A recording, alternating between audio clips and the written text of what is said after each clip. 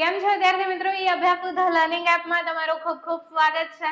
તો આ વિડીયોમાં આપણે જોવા જઈશું બીકોમ સેમેસ્ટર 1 માટે એમબીપી તમારો જે સબ્જેક્ટ છે, આખું નામ જોવા જઈએ તો મોડર્ન બિઝનેસ પ્રેક્ટિસિસ, અને આને આપણે શોર્ટમાં કહીશું એમબીપી. બરોબર? ઇન શોર્ટ તમને કહી દઉં કે કદાચ તમને આ સબ્જેક્ટનું કન્ટેન્ટ કે વગેરે ખબર ના હોય તો આ આપણું બીએ છે, વાણિજ્ય સંચાલન, જે આપણે ધોરણ 11 અને 12 માં ભણતા આવ્યા છે. બરોબર? ખાલી નામ અહીંયા બદલાઈ ગયું છે, મોડર્ન બિઝનેસ પ્રેક્ટિસિસ એમબીપી. ઠીક? તો અહીં હવે આપણે ધોરણ 11-12 માં જે ભણેલા છે તે કન્સેપ્ટ હજુ વધારે ડિટેલમાં જોઈશું.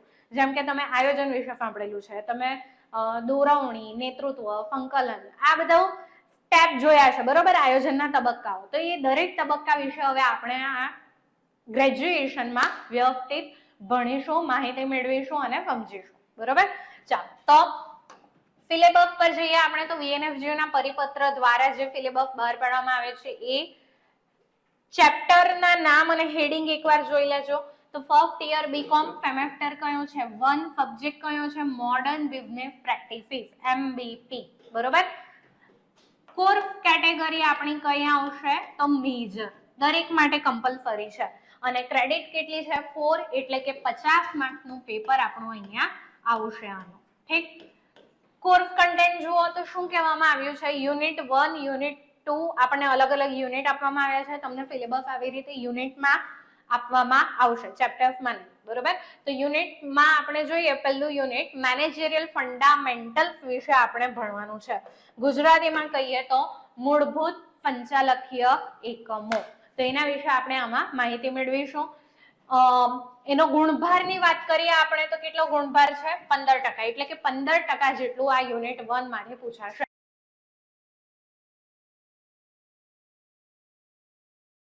મૂળભૂત સંચાલકીય એકમોમાંથી પૂછાશે. બરોબર? યુનિટ 2 પર આપણે આવીએ તો યુનિટ 2 માં શું પૂછાશે? આપણને શું ભણવાનું છે? તો planning, strategic planning and decision making. ગુજરાતીમાં કહું તો આયોજન, સ્ટ્રેટેજિક પ્લાનિંગ એટલે વ્યૂહાત્મક આયોજન, અને ડિસિઝન મેકિંગ એટલે નિર્ણય ઘડતર. તો આપણે આયોજન વિશે સમજીશું આમાં. જે ઓલરેડી તમે બેઝિક તો સમજી ચૂક્યા છો, એ બેઝિક પણ આવશે ને થોડું એના આગળનું પણ આવશે. બરોબર? વ્યૂહાત્મક આયોજન શું છે એ સમજીશું, અને નિર્ણય ઘડતર વિશે જોઈશું. આ એકમનો ગુણભાર કેટલો છે? 20%. ત્યારબાદ યુનિટ 3 ની વાત કરીએ તો એમાં આપણે શું જોવાનું છે? ઓર્ગેનાઇઝિંગ એન્ડ ઓર્ગેનાઇઝેશન સ્ટ્રક્ચર, વ્યવસ્થા તંત્ર. 11-12 માં તમે આ શબ્દ સાંભળ્યો જ હશે, વ્યવસ્થા તંત્ર. બરોબર? 12 માં હશે I think. Organising and organisation structure, જેને પ્રબંધ પણ કહેવામાં આવે છે. કોઈ વ્યવસ્થા તંત્ર, કોઈ જગ્યાએ વ્યવસ્થા તંત્ર શબ્દ પણ હોય છે. તો તમે પ્રબંધ કહો તો પણ એ જ, વ્યવસ્થા તંત્ર કહો તો પણ એ જ. એન્ડ ઓર્ગેનાઇઝેશન સ્ટ્રક્ચર એટલે કે સંસ્થાકીય માળખું આપણે અહીંયા જોવાનું છે. બરોબર?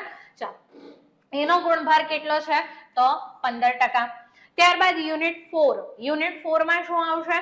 Directing, leadership and coordination. ગુજરાતીમાં કહું તો ડિરેક્ટિંગ એટલે દોરવણી, લીડરશિપ એટલે નેતૃત્વ, અને કોઓર્ડિનેશન એટલે સંકલન. તો આ ત્રણેય વિશે માહિતી આપણે અહીંયા મેળવીશું. એનો ગુણભાર કેટલો છે? તો 20%. અને યુનિટ 5 માં આપણે જોવાનું છે એન્ટરપ્રિન્યોરશિપ ડેવલપમેન્ટ. ઇંગ્લિશમાં નામ સાંભળીને તમને ખબર પડી ગઈ હશે કે થોડો અંદાજો આવી ગયો હશે કે આમાં શું હશે. બરોબર? તો એન્ટરપ્રિન્યોરશિપ ડેવલપમેન્ટ આપણે અહીંયા જોવાનું છે. ગુજરાતીમાં એને કહેવામાં આવે છે ઉદ્યોગ સાહસિકતા વિકાસ. થોડો ઘણો આમાં તમને રફ પણ પડશે, કારણ કે મોડર્ન કન્સેપ્ટ છે, તમે ખાસી વાર સાંભળ્યું છે, અને મે બી તમે ફોનમાં પણ એ વિશે ઘણું બધું જોયું હશે. બરોબર? અહીં તમને ઇન્ટરેસ્ટિંગ લાગશે. કેમ? કારણ કે એક તો એન્ટરપ્રિન્યોરશિપ નું જોવાનું છે, અને બીજું તમને થોડી ઘણી કેસ સ્ટડી, થોડુંક પ્રેક્ટિકલ સિનારીઓ પણ અહીંયા આવશે. જેમ કે role of startup in entrepreneurship development. સ્ટાર્ટઅપનું રોલ શું છે? પછી આરડી ટાટા વિશે અહીંયા તમને જોવા મળશે. ડીએચ અંબાણી, ધીરુભાઈ અંબાણીનું તમને અહીંયા જોવા મળશે. નારાયણ મૂર્તિનું અહીંયા તમને જોવા મળશે. તો પ્રેક્ટિકલ કન્સેપ્ટ તમને અહીંયા મળશે, અને એમનું શું કોન્ટ્રીબ્યુશન છે એન્ટરપ્રિન્યોરશિપ ડેવલપમેન્ટમાં એ આપણને ખબર પડશે. બરોબર? યુનિટ 6.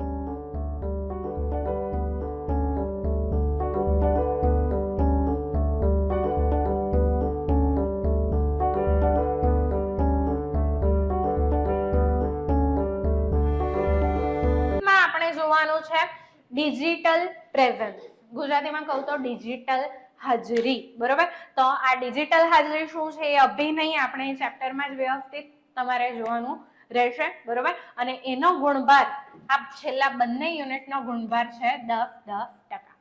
પરંતુ મેડમ અહીંયા 100% તો પૂરા થતા જ નથી. હા, હજુ એક યુનિટ છે યુનિટ 5, પણ આ યુનિટમાં તમારે કોઈ ટોપિક નથી ભણવાનું, કેસ સ્ટડી આવશે. શું આવશે? Case study. અભીથી આદત પાડી લો, કારણ કે હવેથી છેલ્લા સેમેસ્ટર સુધી તમારું આ આવશે, બરોબર. દરેક સબ્જેક્ટમાં નહીં, દરેક સેમેસ્ટરમાં BA માં તમારે BA MBP BA તમારું સેકન્ડ યરમાંથી પાછું BA થઈ જશે, બરોબર. તો એમાં તમને કેસ સ્ટડી પૂછવામાં આવશે. કેવી કેસ સ્ટડી મેડમ? તો ઇન શોર્ટ અભી તમને કહું તો આ યુનિટ 1 થી યુનિટ 6 સુધી આપણે જેટલા પણ ટોપિક ભણ્યા છે, આયોજન વિશે જોયું છે, પ્રબંધ વિશે જોયું છે, વ્યૂહાત્મક આયોજન જોયું છે, નિર્ણય ઘડતર જોયું છે, કેવી રીતે નિર્ણય લેવાશે, દોરવણી વિશે જોયું છે, સંકલન, બરોબર.